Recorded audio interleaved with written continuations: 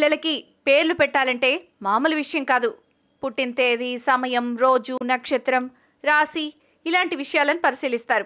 ఎక్కువ మంది దేవుడి పేరు లేదా వాళ్ళ పెద్దవాళ్ల పేర్లు పెడుతూ ఉంటారు. కానీ ఏ పేరు పెట్టినా పిల్లలు బాగుండాలి అని ఆశించే పెడతారు. కానీ మీకు తెలుసా, హిందువులు తమ పిల్లలకి కొన్ని పేర్లు పెట్టరు. అవేంటో ఈరోజు తెలుసుకుందాం. అశ్వత్థామ అనే పేరు ప్రధానంగా పిల్లలకి పెట్టరు. ఈయన ద్రోణాచార్యుడి కుమారుడు. కురుక్షేత్రంలో అభిమన్యుడి భార్య ఉత్తర గర్భంపై బ్రహ్మాస్త్రాన్ని సంధిస్తాడు.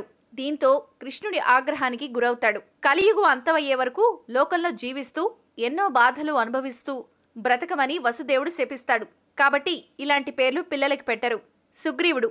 రామాయణంలో సుగ్రీవుడు వాలితో ఎదురుగా యుద్ధం చేసి గెలవలేక రాముడితో చెట్టుచాటు నుంచి చంపించి అధర్మ యుద్ధం చేసి గెలిచి రాజ్యం సాధిస్తాడు. కాబట్టి ఇతని పేరు పిల్లలకి పెట్టరు. విభీషణుడు. స్వతహాగా మంచివాడే, కానీ సొంత అన్నైన రావణాసురుడికే వ్యతిరేకంగా వెళ్లి రాముడితో చేతులు కలుపుతాడు. కానీ అన్న ఎలాంటివాడైనా అన్నను మోసం చేసి రాముడితో కలవడం వల్ల ఇతని పేరు కూడా ఎవరూ పెట్టుకోరు. శకుని. శకుని పేరు పెట్టుకోవడానికి ఏ ఒక్క హిందువు ఇష్టపడరు. ఎందుకంటే ఇతను మాయాపాచికలతో జూదంలో పాండవులను ఓడించి కౌరవుల వెంట ఉండి వారి వినాశనానికి కారణమవుతాడు. దుర్యోధనుడు. ఇతని మోసాల వలన పాండవులు అడవుల పాలవుతారు. అందుకే ఈయన పేరు ఎవరూ పెట్టుకోరు. ఇక ఆడపిల్లల విషయానికొస్తే ద్రౌపది పంచపాండవులకు భార్య. 5 భర్తలకు భార్య అవడం వల్ల హిందువులు ఈ పేరును పెట్టరు. మండోదరి.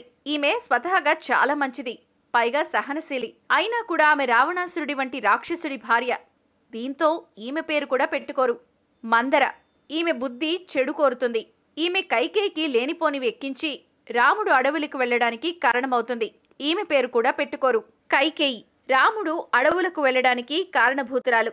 అందుకని ఈమె పేరు కూడా ఆడపిల్లలకి పెట్టరు. ప్రాచీన రహస్యాలు, ఆచార వ్యవహారాలు, శాస్త్రీయ విశ్లేషణల సమాహారం మీ తాళపత్రం.